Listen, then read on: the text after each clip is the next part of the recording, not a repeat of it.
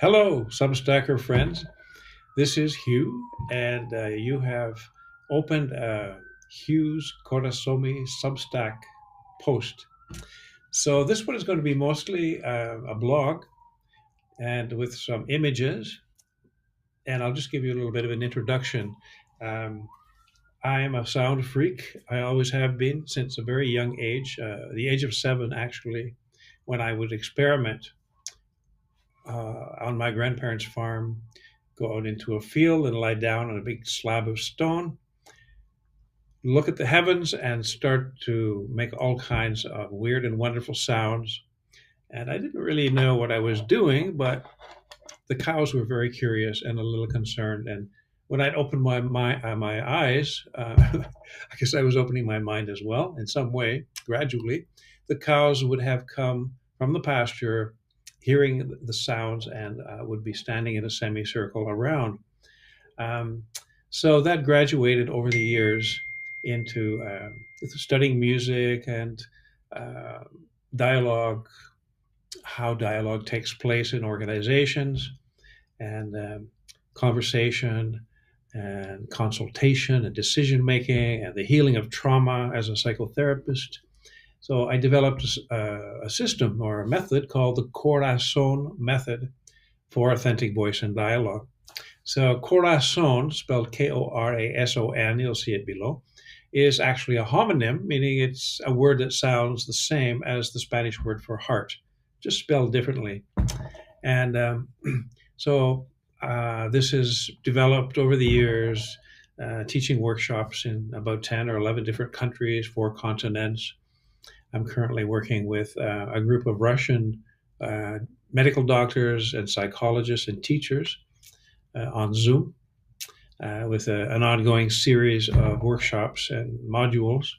So I'm almost 78 years old, and I don't think the final curtain is close, but I'm just feeling a bit of urgency to share some of my learning and experience over these many decades of study. I'm a lifelong student, and I just have so many interests, and I like to see the big picture and the unity, how things are connected, connecting the dots. Non-dualism all boils down to the big one, with lots of diversity, of course, which is the juicy part. So um, the last few days I haven't posted, but I have 2 or 3 posts, 1 video, and 2 blogs ready to go. So over the next, maybe I'll space them out every other day.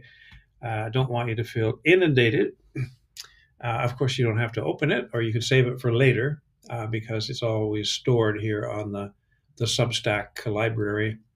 But I'm very excited and very happy that you have chosen to subscribe to the account or the channel. And I'm just finding my way. I'm learning how to use it. There's so many resources and tools. They really make it easy. And I would recommend anybody, if you want to write or make little videos or just share your art, perhaps, open an account. It's free, and it can be free for all your subscribers too.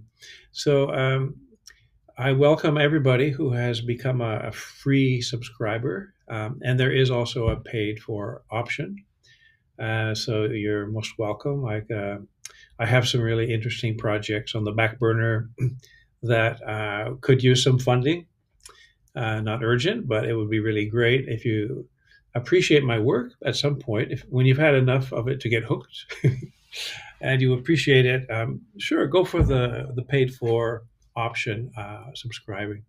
So back to the sound. They say that the whole universe, all the creation stories talk about the creator creating the universe through vibration or frequency or sound. And in the beginning was the word. And the Vikings also have their version with Odin, and the Hindus as well. And almost every culture or religion has some version of that story of the beginning, before the material universe appeared, or even the realms of vision and light. There was the vibration, primordial, and there was a yin and a yang. and the yin was the receptive, like the sea of atoms, you might say, and then the yang was the male. It was like sex, right at the Big Bang, in more ways than one, and that principle, that dualistic dynamic, is all through the universe. So our challenge, at least mine, has been to get beyond that duality of right and wrong and black and white and up and down. It gets so tiresome after a while, yet we need it to find our way around, as it were. We need a map of some kind. And however, we can see how in this day, the polarization taking place all around the world, but especially in the good old USA, which is sort of still the number one power in a, a unipolar international system, community of nations. I mean, China is giving the U.S. a run for its money for sure, and Russia may be in the playoffs somewhere. uh, Eventually, India and Brazil might tag along, but really, the U.S. by far is the most powerful country militarily, economically. Nothing to compare to it. So here in Canada, we're right next door, and we're sort of the U.S., the American whisperer in a sense. Um, Diplomatically, when the U.S. has difficulty with another nation, which is very often the case, they come to Ottawa, to Canada, and they ask our government and diplomats and our intelligence organization, how can we talk with Zimbabwe or Cambodia or uh, Belarus? And we all have good relations with everybody, so we always have helpful information. And by the same token, some of those same nations who don't know how to dialogue with the US, or they're intimidated, or things are just too complex, they come to Canada, good old Canada, and they say, we need to do a trade deal, or, we have a problem, and how can we negotiate with the Americans? Can you give us some tips? So, anyway, there's that. It's around dialogue, and how do we somehow transcend the duality that causes so much of the not just confusing and irritating complexity, but the danger in the world, and the anger and the hatred, and the division, and the feeling of separation, which is really reaching catastrophic levels of dissociation, even, and mental illness, depression, anxiety, fear. So I have found that in my practices, what helps is unity, finding common ground, whether it's sitting in a garden, in the same garden, or sometimes speaking the same language, which is not even that necessary anymore, what with Google Translate. uh, but finding some way to sit down in a Zoom room or in a physical space with somebody and have a kind of some protocols for how to practice authentic dialogue, so everybody feels welcome and safe and empowered, entitled to express their mind and their heart. And goes a long way to resolving conflicts, more effective decision making, and also healing from trauma, which is really mounted up on the personal level, national trauma, planetary karma, as they call it sometimes, interplanetary karma, even perhaps, of our solar system and our galaxy.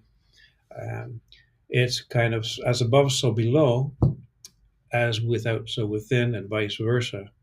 So if we can see the end and the beginning, like the Ouroboros, I think they call it, the snake that's chasing its own tail, um, then we can relax a little bit more and get on with it. So anyway, I think you'll enjoy what I've written about sound, and the healing power of sound, and how some of the approaches to working with vibration and sound and chanting and listening, deep listening, which is definitely one of the main protocols of authentic dialogue.